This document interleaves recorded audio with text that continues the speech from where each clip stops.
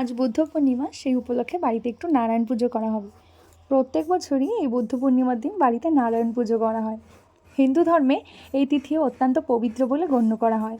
ঠাকুরমশাই যেহেতু সকাল সকাল আসবে বলেছিলেন, তাই পুজোর সমস্ত জোগাড়টা একটু সকাল সকালই করে ফেলতে হবে।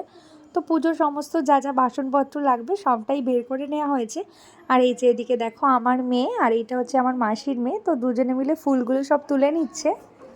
মা এদিকে সকাল সকাল পুজোর জোগাড় করতে শুরু করে দিয়েছে, আর আমি একটু ঐশীকে খাওয়া দাওয়া করিয়ে তারপর স্নান করে পুজোর কাজে লাগবো। তো এই যে এদিকে দেখো মা কিন্তু পুজোর জন্য সমস্ত জোগাড় যন্ত্র শুরু করে দিয়েছে। মা আর আমি দুজনেই উপোস ছিলাম। আর এই যে এদিকে দেখো ছোট্ট গপু কিন্তু চলে এসেছে আমাদের বাড়িতে বেড়াতে।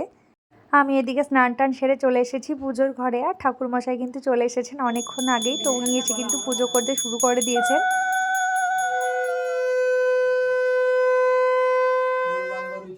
আরও অন্যান্য বাড়ির পুজো সেরে ঠাকুরমশাইয়ের আস্তে আস্তে প্রায় 11:30 মতো বেজে গেছিলো।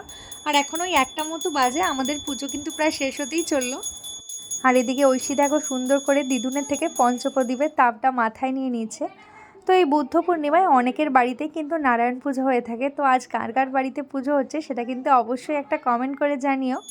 আর এই যে এদিকে কিন্তু আমাদের পুজো সম্পন্ন হয়ে গেছে, আর ঐশী কিন্তু বেশ সুন্দর করে গিয়ে ঠাকুরের কাছে প্রণামটাও সেরে নিয়েছে।